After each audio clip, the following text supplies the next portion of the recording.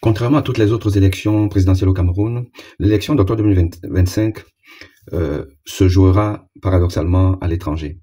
La diaspora camerounaise est la clé du succès du chassement de M. Paul Biya vers le village. Et d'ailleurs, c'est pour cette raison que vous avez des plateaux télé qui font aujourd'hui des émissions spéciales sur la diaspora pour diaboliser la diaspora à effet de donner une certaine crédibilité au régime satrape de Paul Biya. Et Info TV n'est pas de reste dans cette machine infernale qu'utilise M. Atangandji et son équipe pour passer en force. Je vais donc aujourd'hui déconstruire le discours des intervenants de l'espace minier d'Info TV et notamment de M. Pierre Blaireau Niamek. Suivez en fait ses propos et je vous apporte des réponses sans embâche sur le fait qu'il est simplement un agent de son ami, comme lui-même il le nomme, mon ami Atangandji. Allons-y, écoutons. Les Français ne peuvent pas s'attaquer à Macron au Cameroun. C'est impossible. Je rappelle à M. Pierre Blaireau Niamek que si Macron a déjà été interpellé de manière énergique par les Français de l'étranger, c'était en Belgique ou en Grèce, si ma mémoire est bonne, mais je vais retrouver en fait ces images-là. Il a déjà été fait. Mais en fait, pire, Macron a déjà été giflé en France. Même par l'étranger, c'est encore plus grave. En France, Macron a déjà été giflé par un individu qui est en vie et qui n'est pas en prison. Ok? Alors, imaginez un Camerounais gifler Paul Biya. D'ailleurs, ça peut pas arriver. Parce qu'il n'y a pas de proximité entre le tyran camerounais et son peuple. Il n'y a pas un tyran qui peut se permettre de se fondre dans la masse. En France, c'est possible. Parce que c'est un pays, quoi qu'on dise, qui est quand même assez bien gouverné, relativement, par rapport à l'Afrique, au Cameroun. Et donc, Macron peut se fondre à la masse et se fait gifler. Un Camerounais a eu à insulter M. Paul Biya. Il n'est plus en vie aujourd'hui. Et insulter, non. Il a eu à dire des vérités. Ce jeune Camerounais qui, dans une bananerie, exprimait son ras-le-bol face à la misère que lui impose Paul Biya. On a dit outrage à chef d'État. Outrage à chef d'État. Le président Macron, que vous prenez un exemple, est outragé au quotidien en France. Personne n'est inquiété. Donc, M. Pierre Blaireau Niamek, quand vous faites des comparaisons sur des choses incomparables, dites-vous que vous rendez ridicule, pour ne pas dire indigeste. Et la grande erreur, c'est de rendre les Camerounais, de désolidariser les Camerounais de votre combat. Et c'est ce qui est en train de se passer en fait. Regardez un Niamek. Moi, je suis plus d'accord avec les gens qui violentent des gens. Je dis jamais. Et nous sommes nombreux. Et ne pensez pas quand vous vous trompez là, le peuple. Demandez aux gens de marcher à Yaoundé, vous verrez que vous serez peut-être 5. Bon, 5, si c'est un défi que tu es là. Oui, ça dit que le peuple là, c'est vous-même. Ok, vous n'êtes pas d'accord avec les gens qui violentent les gens. Ok, je peux vous accorder ça. Mais Atangandji, c'est bien votre ami, puisque vous le dites dans votre intervention que mon ami Atangandji. Donc vous êtes ami à un violent. Je tiens quand même à vous rappeler que le Cameroun a été traîné à la commission des droits de l'homme de l'ONU sur la torture. Les tortures au Cameroun. Vous voulez qu'on en parle? Qui c'est qui torture? Ce n'est pas la basse. Qui c'est qui a tué Ouazizi? Qui a tué Martinez Ogo? Benoît Bala, Monseigneur? Qui a tabassé Longuet Longuet? Qui a fait disparaître Djoumaïrou?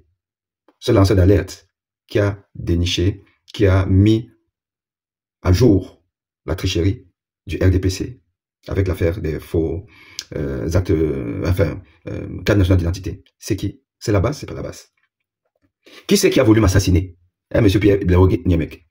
Qui a voulu m'assassiner? Le recteur de l'université de Douala. C'est-à-dire un homme qui a le décret de M. Paul Biya. M. Paul Biya qui n'a jamais répondu à ma demande d'engager une enquête administrative. Et vous parlez de violence. M. Pierre Blaireau Niamek, vous êtes sérieux? Non, vous n'êtes pas sérieux. Vous n'êtes pas sérieux.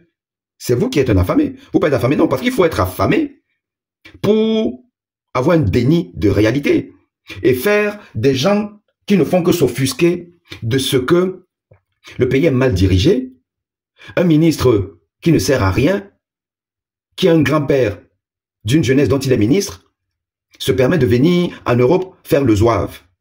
Non, on n'accepte pas ce genre d'attitude en Europe. Et l'Europe, c'est un pays de liberté. Et d'ailleurs, vous vous étonnez de ce que les autorités nationales belges n'ont pas réagi. Non, à un moment donné, réfléchissez. Les Occidentaux ne sont pas des cons.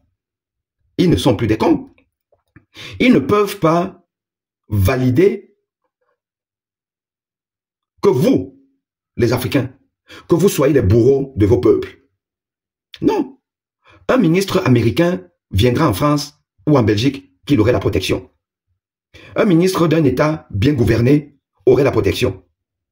Mais pas un ministre d'un pays de dictature. Les Occidentaux savent que le Cameroun, c'est un pays de génocidaires. Un pays où on ne respecte pas les droits de l'homme. Ils le savent. Et ils ne vont pas venir protéger des animaux. Le service de sécurité belge ne va pas protéger des animaux. Le ministre, je ne sais plus comment vous appelez, Toumaïnou, Mamanoumou, moi je connais même pas les noms de vos ministres là parce que ils sont insignifiants. Mais ce vieux qui est ministre de la jeunesse, c'est un animal. Et les Occidentaux ne protègent pas les animaux. C'est ça qui est ça. Ok? C'est ça qui est ça. Et éduquons nos enfants à la tolérance. Je ne suis pas d'accord avec la gestion. Moi, peut-être lui, il est d'accord avec le système Biya. Moi, je ne suis pas d'accord avec le régime Biya. Du tout. Mais je dis que nous devons montrer une autre image. Vous ne pouvez rien obtenir par cette méthode-là. Au contraire, voilà, j'avais parlé de mon ami Atangandji. Atangandji a répondu. Vous voyez, il a répondu à quel niveau? Il a dit que ceux qui vont susciter les rébellions, les insurrections, ils vont le trouver sur leur chemin, sur son chemin. Et que peut-être que ce qu'il a fait en 2018 à certains, en 2025, ce sera plus dur. En temps, les gens écoutent le discours, ils croient qu'Atangandji s'amuse. Atangandji ne s'amuse pas. Les gens risquent de se retrouver encore dans des situations pour commencer à nous dire que demander alors la libération de 2000 partisans. Alors moi, je vais renverser la problématique. Je ne vais pas demander combien de personnes iraient à la poste centrale marcher. Je poserai la question autrement. Combien de Camerounais sous anonymat souhaiteraient aller marcher à la poste centrale? Combien? Des millions. Mais pourquoi est-ce qu'ils ne le font pas ou ils ne le feraient pas? Parce qu'ils sont dans un pays de dictature. Monsieur Pierre Niemek. Vous mettez ces mêmes Camerounais dans les mêmes conditions en France, ils iraient marcher. Puisque d'ailleurs, ils marchent en France. Mais au Cameroun, ils ne marchent pas, simplement parce que votre ami, Atangandji, est un dictateur, un tyran, un génocidaire. C'est ça la différence. Ce n'est que ça. Ce n'est pas autrement. Ce n'est pas parce que ils ne sont pas solidaires de l'action coupe de poing de la diaspora, la BAS ou d'autres entités. Non. C'est simplement parce que ils ont peur de quelqu'un qui a tous les mécanismes de répression avec lui et s'en sert à bon escient à Atangandji. C'est ça la vérité. Mais l'action de la BAS en Belgique est approuvée par la majorité des Camerounais. Monsieur Pierre Niemek, je tiens à vous le dire. Alors maintenant, oui, ils ne peuvent pas marcher au Cameroun. Mais je peux vous assurer que votre Atangandji ne peut pas marcher en Europe. Il ne peut pas venir se balader en Europe. Il ne peut plus venir se balader en Europe. Il ne peut plus venir se balader en Europe, Atangandji. Et tous les ministres camerounais. Parce que la diaspora monte d'un cran. Oui, la diaspora monte d'un cran aujourd'hui. Nous n'allons plus nous contenter simplement de rechercher M. Paul Biya. Parce que je vais vous dire, vous qui vous désolidarisez, il y avait beaucoup comme vous dites, mais il y a d'autres qui rentrent dans le combat. Et pas des moindres. Les intellectuels rentrent dans ce combat. Et j'ai la prétention de me considérer comme un intellectuel rationnel. Et je rentre dans le combat, M. Pierre Niemek. Vous sortez de là, en plus vous ne représentez rien du tout. Oui, moi je représente quelque chose. Oui, je peux faire bouger les lignes en France. Tout se joue en France. Je suis désolé, vous êtes là-bas au Cameroun, juste une province de la France. Et donc ça se décide en France. Ça se décide à la diaspora. Et nous allons mener le combat à la diaspora pour libérer le peuple camerounais. Et je rentre dans la danse. Et je vous dis que Paul Biya arrive en France, il entendra parler de moi. Les ministres camerounais, désormais, ils vont être traqués en France. Puisque vous bastonnez les Camerounais, vous validez qu'Atangandji fasse du peuple camerounais un bétail, des condiments. Il sera condiment en Occident. Si les garçons, Atangandji, qui viennent en Europe, qui nous annoncent qu'ils viennent en Europe dans une visite quelque part, qui nous annoncent, et vous voyez ce qui va se passer. Ce sera du œil pour œil, dent pour dent. Vous avez vu l'image de ce monsieur? Les gens me demandent pourquoi je me suis radicalisé. Je vais vous expliquer. En 2020, ces gens m'ont retiré en pleine Kalafatas à Yaoundé. La fille de Nathalie Meka, je vous donne son nom, Nathalie Meka. La fille de René Claude Meka, le chef d'état-major au Cameroun. le chef d'état-major au Cameroun, le SEMA. Elle avait fait, on m'a retiré, on m'a gardé dans une cellule, on me gardait, on me trimballait de cellule en cellule en cellule, pendant 18 jours.